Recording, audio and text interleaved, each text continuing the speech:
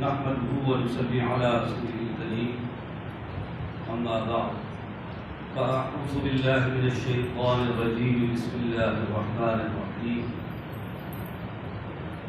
وقل الحمد لله الذي لم يتخذ ولدا ولم يكن له شريك في الملك ولم يكن له ولي من الذل وكبره تكبيرا صدق الله العظيم رب اشرح لي صدري ويسر لي امري واحلل عقدة من لساني يفقهوا قولي اللهم ربنا ألهمنا رشدنا وأحسنا من شرور أنفسنا اللهم أرنا الحق حقا وارزقنا اتباعه وأرنا الباطل باطلا وارزقنا اجتنابه آمين يا رب العالمين۔ جو لوگ باقاعدگی سے شریک ہو رہے ہیں ان کے ہمیں شرک کے موضوع پر گفتگو چل رہی ہے اور گفتگو بہت پھیل گئی۔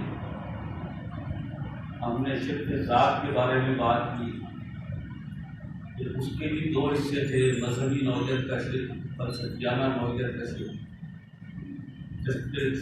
شرک صفات پر گفتگو شروع ہوئی،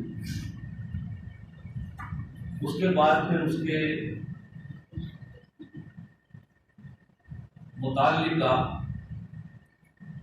ایک شفاعت باطلہ کا تصور، اس کی نفی، ساتھ ہی شفاعت حقانی کیا ہے اس کا اس بات یہ ہم نے سمجھا۔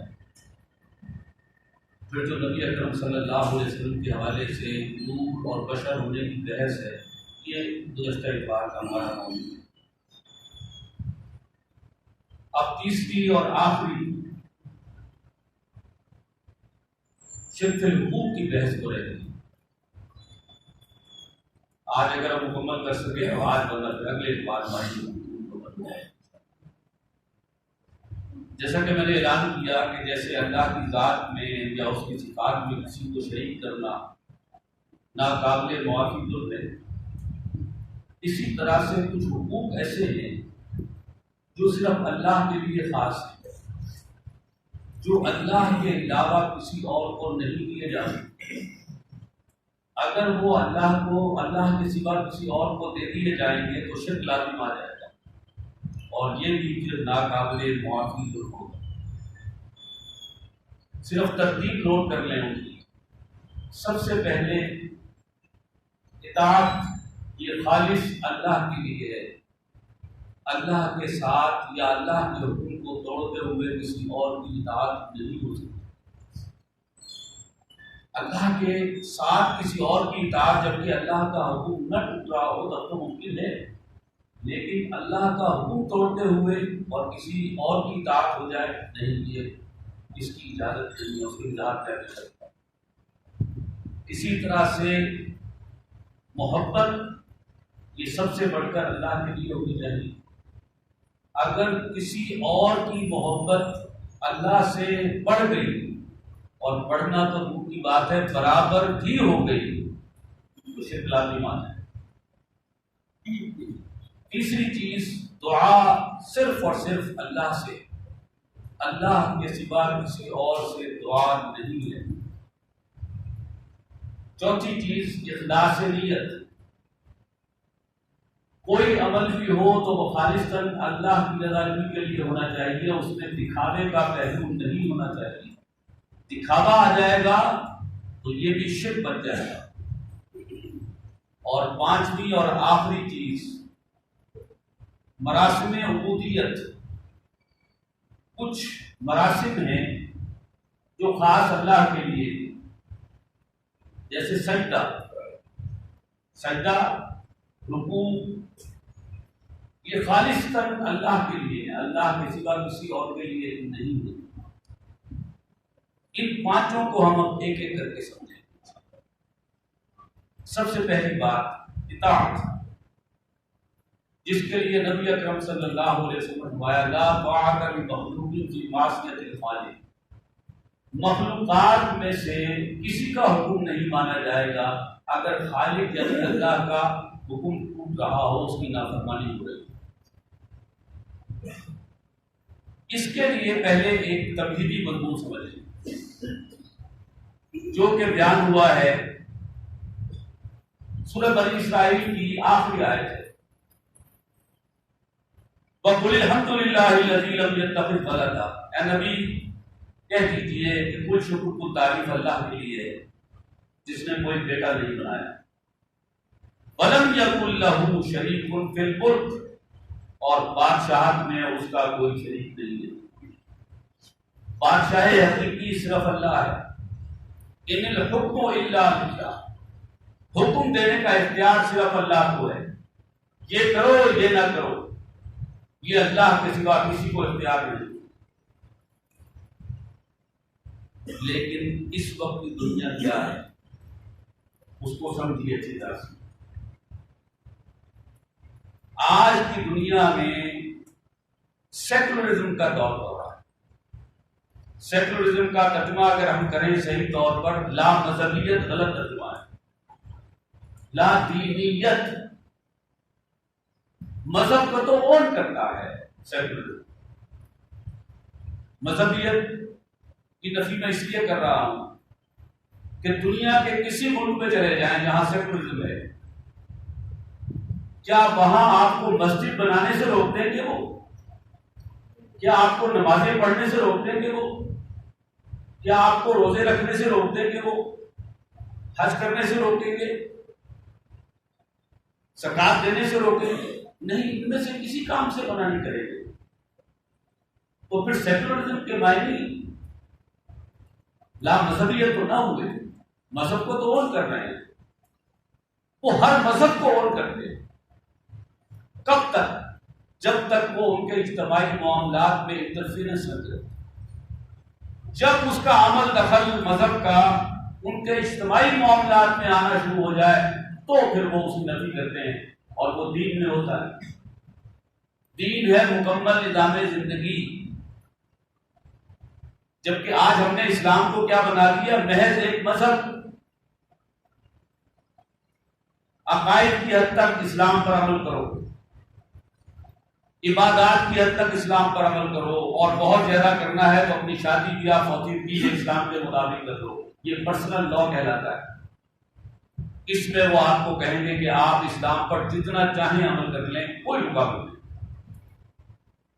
لیکن آپ اگر یہ چاہیں کہ معاشرتی نظام، معاشی نظام، سیاسی نظام یہ اسلام کے مطابق ہو تو یہ کسی صورت اس کو وہ قبول نہیں کریں گے۔ یہ ہے سیکولرزم۔ آپ آج امریکہ میں کوئی چرچ خرید کے مسجد بنانا چاہیں، کوئی پابندی نہیں آپ پر۔ چرچ خریدیں، اس کو مسمار کریں، اس کی جگہ مسجد بنا دیں، کوئی رکاوٹ نہیں۔ آپ کو نمازیں پڑھنے پر کوئی پابندی نہیں، نماز روزہ حج زکات پہ کوئی پابندی نہیں۔ شادی جس طرح سے بھی آپ کرنا چاہیں کر لیں، فوتیدگی جس طرح سے بھی کرنا چاہیں کر لیں۔ لیکن اگر آپ یہ چاہیں کہ معاشرتی نظام وہاں پر اسلام کے مطابق ہو، معاشی نظام اسلام کے مطابق ہو، سیاسی نظام اسلام کے مطابق ہو، یا آپ پرسنلی اس پر عمل کرنا چاہیں، اس کی اجازت وہ آپ کو نہیں دے گی۔ تو وہ نفی کس کی کر رہے ہیں؟ اسلام بحیثیت دین کی، مذہب کی نفی کی۔ آج ہم کس حد تک عمل کر رہے ہیں؟ آج ہم نے اسلام کو کیا بنا دیا ہے؟ ہم نے بھی مذہب بنا دیا بس۔ اور ایسا کیوں ہو گیا؟ سبب ہے اس کا۔ کیا حضور صلی اللہ علیہ وسلم کے دور میں بھی ایسا ہی تھا؟ خلفائے راشدین کے دور میں بھی ایسا ہی تھا؟ معاذ اللہ نہیں، ایسا نہیں تھا۔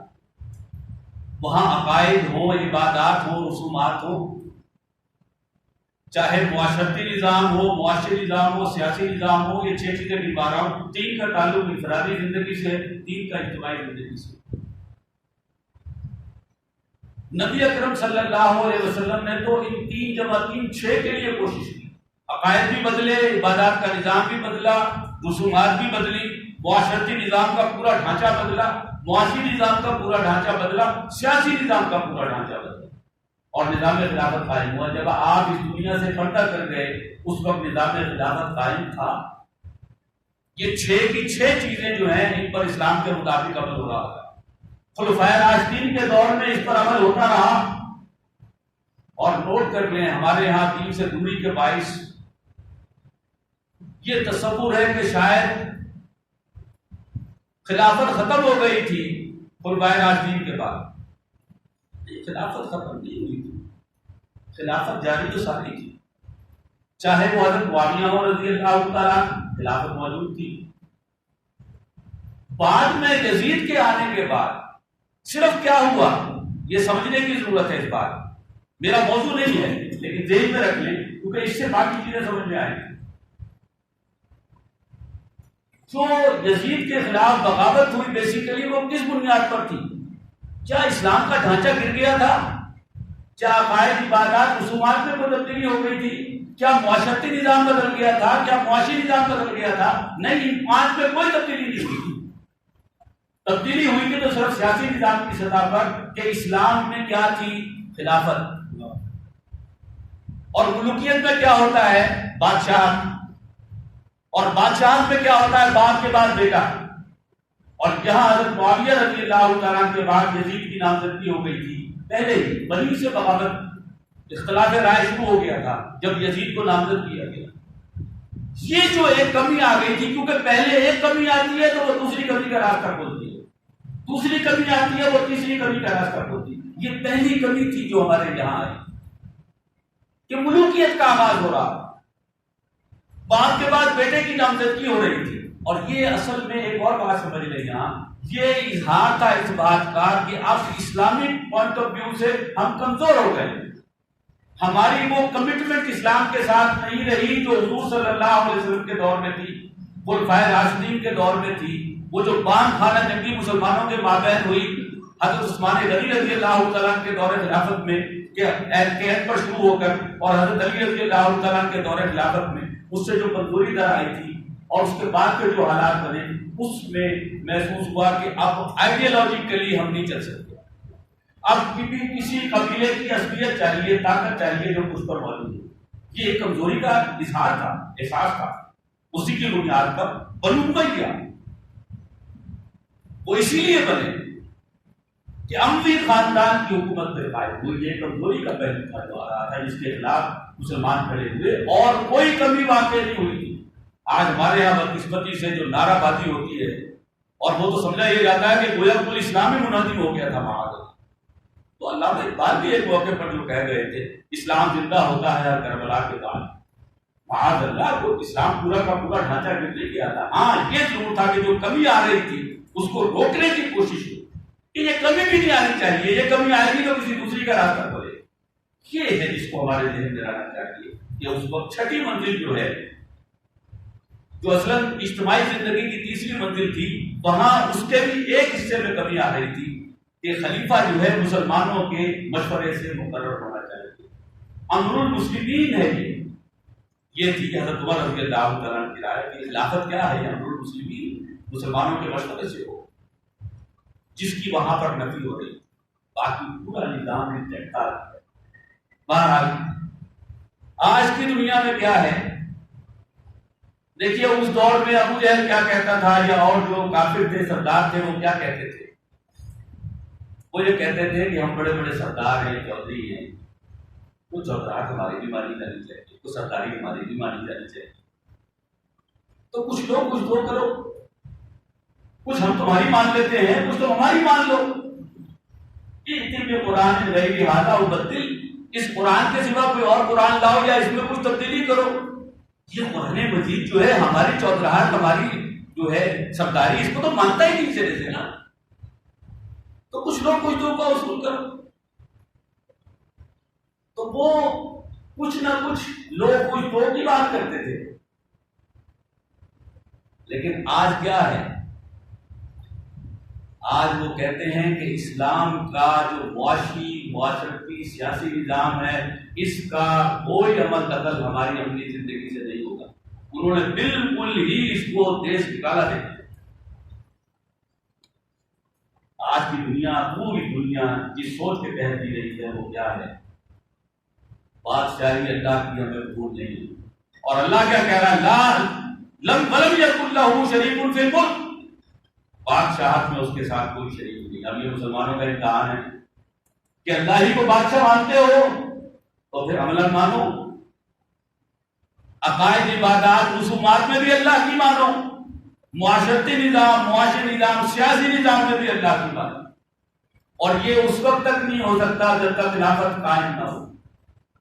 خلافت کا نظام قائم ہوگا تو اس میں 6 کی 6 چیزیں اسلام کے مطابق ہوں گی، تب اللہ کی بادشاہت ہوگی۔ یہ ہے مسلمانوں کا امتحان کہ اگر نظام خلافت قائم نہیں ہے تو جد و جہد کرو، کیسے؟ جیسے نبی اکرم صلی اللہ علیہ وسلم اور صحابہ کرام نے کی، رضوان اللہ تعالی علیہ، انہوں نے کفر کے مقابلے میں، باطل کے مقابلے میں طاقت فراہم کی۔ 1000 کے مقابلے میں 313 لا کر ڈالے تھے غزوہ بدر میں نبی اکرم صلی اللہ علیہ وسلم۔ تو کوشش کرو، جد و جہد کرو۔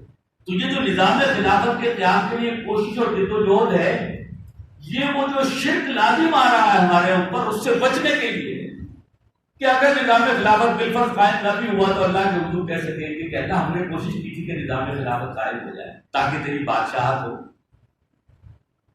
لیکن اللہ ہماری کوشش کے باوجود وہ قائم نہیں ہوئی، تو امید ہے کہ اللہ ہماری مدد کر دے۔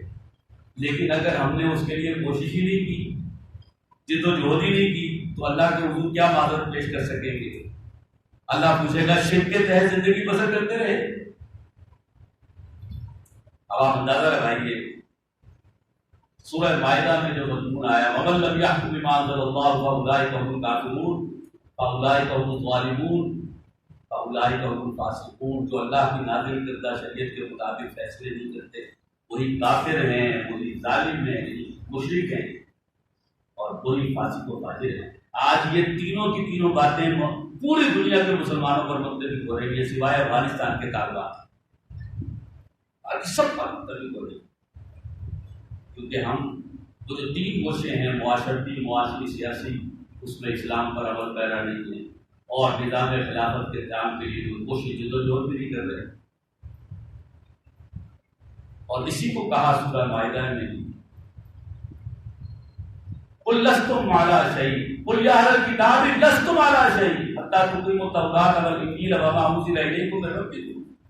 اے نبی کہہ دیجیے اہل کتاب، تم کسی مقام پر نہیں، تمہاری کوئی حیثیت نہیں، تم ہمیں منہ دکھانے کے قابل نہیں جب تک کہ تم تورات اور انجیل اور جو کچھ تمہاری طرف نازل کیا گیا ہے تمہارے پروردگار کی طرف سے اس کو قائم و نافذ نہ کرو۔ آج اسی کو تھوڑا فرق کر کے پڑھ لیں، قُلْ يَا أَهْلَ الْقُرْآنِ لَسْتُمْ عَلَىٰ شَيْءٍ، اے قرآن والو تم کسی مقام پر نہیں، تم ہمیں منہ دکھانے کے قابل نہیں، حتیٰ تقیموا القرآن وما انزل الیکم من ربکم، جب تک قرآن اور جو کچھ تمہاری طرف نازل کیا گیا اس کو قائم و نافذ۔ آج ہم کسی مقام پر نہیں۔ یہ لستم علی شیء کا لفظ جو ہے یہ حضور صلی اللہ علیہ وسلم کے حوالے سے بھی کہا ہے، ان الذین فرقوا دینہم کانوا شیعا لست منہم فی شیء، وہ لوگ جنہوں نے اپنے دین کو پھاڑ دیا، دین کو ٹکڑے ٹکڑے کر دیے۔ کیا مطلب؟ دین کے کچھ حصے پر عمل کرنا ہے، باقی پر عمل ہی نہیں کرنا، دین کے ٹکڑے ٹکڑے کر دیے۔ کانوا شیعا، پھر گروہوں میں تقسیم ہو گئے، کسی نے قرآن مجید کے کسی حصے کو لے لیا، کسی نے اس کے دوسرے حصے کو لے لیا، کسی نے تیسرے کو، کسی نے چوتھے کو، چاروں کے چاروں سب نے بحثیت مجموعی نہیں کی ہوتی بلکہ پھاڑ دیا دین کو۔ لست منہم فی شیء، آپ کا ان سے کوئی تعلق نہیں۔ وہی بات یہاں آ رہی ہے کہ پھر اللہ سے تمہارا کوئی تعلق نہیں، تم کہتے رہو جتنا مرضی کہ اللہ کے ماننے والے، اس کے رسول صلی اللہ علیہ وسلم کے ماننے والے ہیں، اس کے محبوب کے امت ہی ہیں، لیکن ان کے ساتھ تمہارا کوئی تعلق نہیں جب تک تم اس کو قائم و نافذ کرنے کے لیے کوشش نہیں کرتے۔ اللہ ہم اس کی توفیق۔ اور اسی کے ذہن میں کیا ہے؟ اطاعت، اللہ کا حکم ماننا، اس کے رسول کا حکم ماننا صلی اللہ علیہ وسلم۔ اگر ہم وہ حکم نہیں مانتے تو پھر ہم اس کی گرفت میں آئیں گے کہ ہم اللہ کی بادشاہی کو تسلیم نہیں کرتے۔ دیکھیے، ہو سکتا ہے کسی وقت انسان اس کیفیت میں ہو کہ ہم اللہ کو بادشاہ تو مانتے ہیں، لیکن دنیا میں اب کیا کریں ہم، یہاں تو قرآن و سنت پر عمل ہی نہیں ہو رہا، تو اللہ پوچھے گا نا کہ اگر میری بادشاہت خلافت قائم نہیں تھی تو پھر کیا کیا تم نے اس کے لیے؟ یہاں اسی بات کو سمجھیں اچھی طرح سے. قرآن مجید میں جو بیان کیا گیا سورہ حدید میں، لقد ارسلنا رسلنا بالبينات وانزلنا معهم الكتاب والميزان ليقوم الناس بالقسط. بے شک ہم نے بھیجا اپنے رسولوں کو واضح معجزات کے ساتھ، ان کے ساتھ ہم نے کتاب بھی اتاری اور ترازو بھی اتاری.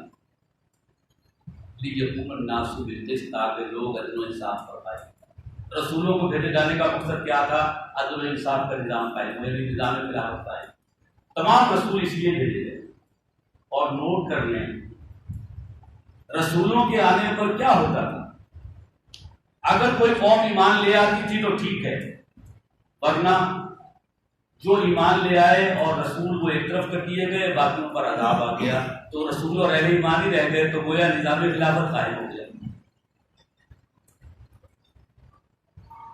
دو بڑی امتیں ہیں، بنی اسرائیل اور امت محمد صلی اللہ علیہ وسلم. بنی اسرائیل میں کیا ہوا کہ جو ان کے رسول تھے موسیٰ علیہ السلام اور ہارون علیہ السلام، وہ اس دنیا سے رخصت ہو گئے. یہ خواہش لیے ہو گئے کہ نظام خلافت قائم ہے، کیونکہ بطور سزا 40 برس کے لیے ارض فلسطین حرام کر دی گئی. انہوں نے انکار کر دیا. اللہ نے 40 سال کے لیے ارض مقدس حرام ٹھہرایا. اس عرصے میں موسیٰ علیہ السلام، ہارون علیہ السلام کا بھی انتقال، اور 40 سال جو حرام ٹھہرائی گئی تھی اس کے بعد جو نئی نسل پروان چڑھی، انہوں نے یوشع ابن نون کی قیادت میں فلسطین کو بتا دیا. لیکن پھر کوئی برکتی حکومت کی مناسب مزید 250 سال ہو گئے. اس کے بعد پھر اسلامی سلطنت قائم ہوئی. حضرت داؤد علیہ السلام کا دور، حضرت سلیمان علیہ السلام کا دور، یہ تھی جو پہلی اسلامی سلطنت ان کی بنی اسرائیل میں قائم. موسیٰ علیہ السلام کے اس دنیا سے جانے کے 300 سال کے بعد، اور محمد صلی اللہ علیہ وسلم آپ کی جد و جہد سے 23 سال کے عرصے میں نظام خلافت قائم ہو گیا. آپ کی حیات مبارکہ میں دعوت و تبلیغ سے لے کر اور نظام خلافت قائم ہونے تک سارے مراحل طے ہو گئے. اور میں خلافت نظام راشدہ کی بات کر چکا ہوں کہ وہ قائم رہا. تو یہاں وہ بہت تھوڑے عرصے کے اندر سارا پروسیس مکمل ہو گیا. تو یہ دو امتیں ہیں کہ جہاں موسیٰ علیہ السلام خواہش کیے ہوئے چلے گئے، لیکن تمام رسولوں میں 313 رسول ہیں، 1.25 لاکھ انبیاء کرام ہیں جو بھیجے گئے. 313 رسولوں میں سے صرف ایک رسول ہیں محمد رسول اللہ صلی اللہ علیہ وسلم، کہ جن کی حیات مبارکہ میں دعوت و تبلیغ سے لے کر نظام خلافت قائم ہونے تک سارے مراحل طے ہوئے. بالفعل باقاعدہ انسانی جد و جہد کی سطح پر جماعت تیار ہو کر باطل کو شکست دے کر نظام خلافت قائم کر دیا. یہ اس سے پہلے کسی رسول کی زندگی میں اتنا بڑا کام ہے. اور یہ کس کے سپرد ہے؟ یہ امت کے سپرد ہے. والذی ارسل رسولہ بالہدی ودین الحق لیظہرہ علی الدین کلہ ولو کرہ المشرکون. وہی اللہ جس نے بھیجا اپنے رسول یعنی محمد صلی اللہ علیہ وسلم کو الہدی یعنی قرآن مجید اور دین حق یعنی نظام خلافت دے کر لیظہرہ علی الدین کلہ، تاکہ وہ اسے غالب کریں کل نظام سے. ولو کرہ المشرکون، خواہ مشرکوں کو کتنا ہی ناگوار کیوں. اس آیہ مبارکہ کی روح سے نبی اکرم صلی اللہ علیہ وسلم کے مقصد بعثت تو ایک خصوصی ہے. خصوصی کیا ہے؟ آپ کی حیات مبارکہ میں نظام خلافت قائم ہو عرب کے اندر، کیونکہ آپ عرب تھے، عربوں کی طرف بھیجے گئے. تو آپ کی حیات مبارکہ میں عرب کی حد تک نظام خلافت قائم ہوا. اور اسی میں دوسرا جو مقصد بعثت ہے عمومی، وہ کیا ہے؟ آپ کی امت کے ہاتھوں سے پوری دنیا پر نظام خلافت قائم. اور نوٹ کر لیں اسی وجہ سے قیامت واقع نہیں ہوگی اس وقت تک جب تک پوری دنیا پر نظام خلافت قائم ہے. پوری دنیا پر نظام خلافت قائم ہوگا تو نبی اکرم صلی اللہ علیہ وسلم کا مقصد بعثت عمومی پورا ہوگا. اور یہ کام امت کے ہاتھوں سے ہونا ہے، جس کی خوشخبری دی ہے محمد رسول اللہ صلی اللہ علیہ وسلم نے کہ قیامت سے پہلے پہلے میری امت کی حکومت اس پورے قرۂ ارضی پر قائم ہو کر، جس کے لیے الفاظ آئے ہیں الفاظ مبارکہ کہ اللہ تعالیٰ نے اس زمین کے مشارق و مغارب مجھے لپیٹ کر دکھا دی. اور میری امت کی حکومت جو مجھے لپیٹ کر یہ زمین و آسمان دکھائے گئے ہیں اس پر میری امت کی حکومت قائم ہو کر رہنا ہے. یہ امت کی ذمہ داری ہے. اس امت کو برپا کس لیے کیا گیا؟ کنتم خیر امۃ اخرجت للناس تأمرون بالمعروف وتنهون عن المنکر وتؤمنون باللہ. تم بہترین امت ہو، تم لوگوں کے لیے نکالے گئے، تم نیکی کا حکم دیتے ہو، برائی سے روکتے ہو اور اللہ پر ایمان. یہ ہے جو اصل کام ہے. ایک طرف نیکی کا حکم دینا ہے، دوسری طرف برائی سے روکنا ہے. اور جس معاشرے میں برائی ختم ہو جائے، نیکی نیکی رہ جائے، اس کا نام کیا ہے؟ خلافت کا نظام. انفرادی زندگی میں، اجتماعی زندگی میں برائیوں کا خاتمہ ہو جائے اور صرف نیکی پر عمل ہو رہا ہو، یہ نظام خلافت ہے. ہماری دنیا اور آخرت دونوں کی کامیابی اس میں. یہ ہے اطاعت کا پہلو کہ قرآن و سنت پر مبنی نظام قائم ہو اور اس کے تحت ہم عمل کر رہے ہوں. اسی میں جو ایک اور چیز ہے وہ کیا ہے؟ یا ایھا الذین آمنوا اطیعوا اللہ واطیعوا الرسول واولی الامر منکم. اہل ایمان اطاعت کرو اللہ کی اور اطاعت کرو رسول کی. اللہ کے ساتھ بھی اطیعوا آیا اور رسول کے ساتھ بھی اطیعوا آیا. واولی الامر منکم اس سے پہلے نہیں آیا. اپنے صاحب امر لوگوں کی بھی جو بھی ذمہ دار بنا دیے جائیں ان کا حکم مانو، لیکن ان کا حکم مطلق نہیں ہے. جیسے اللہ اور اس کے رسول کا حکم مطلق، جو بھی حکم دے مانو. لیکن جو صاحب اختیار لوگ ہیں ان کا ہر حکم نہیں مانا جائے. جو قرآن و سنت کے خلاف حکم ہوگا وہ نہ سنیں گے نہ مانیں گے. ہاں جو ان کا حکم قرآن و سنت کے خلاف نہیں ہے وہ سنیں گے بھی. اور یہ ہے اطاعت کا پہلو. یہ ہونا چاہیے جو نہیں ہے پوری دنیا میں کہیں بھی. طالبان کوشش کر رہے ہیں اور انہوں نے اپنے کہیں جس حد تک بھی ممکن ہے وہ عمل کر رہے ہیں. اگرچہ جو پہلی طالبان کی حکومت قائم تھی یہ ان کے ہم پلہ کو ابھی نہیں کری ہے، لیکن بہرحال امید کرتے ہیں کہ مستقبل میں اللہ کرے گا کہ وہ اور بہتری کی طرف جائیں گے. لیکن پوری دنیا میں اگر ایکسیپشنل کیس کوئی ہے تو آج بھی طالبان ہی ہے اور کوئی نہیں جو کہ کہا جا سکے کہ وہاں پر اللہ کی بادشاہت قائم ہے. اب آئیے دوسری بات کی طرف. اگرچہ محسوس ہو رہا ہے کہ وقت زیادہ ہو رہا ہے لیکن ہم اس دوسری بات پر بات کریں گے. دوسری بات کیا ہے؟ محبت سب سے بڑھ کر اللہ کے لیے ہونی چاہیے. اگر اللہ کے برابر یا اللہ سے بڑھ کر کسی کی محبت ہوئی، چاہے وہ اپنی بیوی سے ہو جائے، چاہے ماں باپ سے ہو جائے، چاہے اولاد سے ہو جائے، چاہے بہن بھائیوں سے ہو جائے، چاہے رشتے داروں سے ہو جائے، چاہے مال و دولت سے ہو جائے، چاہے کاروبار سے ہو جائے، اپنے قبیلے سے ہو جائے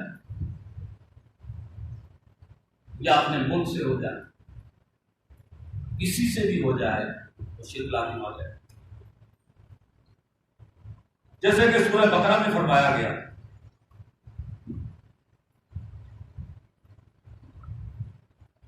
وَمِنَ النَّاسِ مَن يَتَّخِذُ مِن دُونِ اللَّهِ أَندَادًا يُحِبُّونَهُمْ كَحُبِّ اللَّهِ. اور لوگوں میں سے وہ بھی ہیں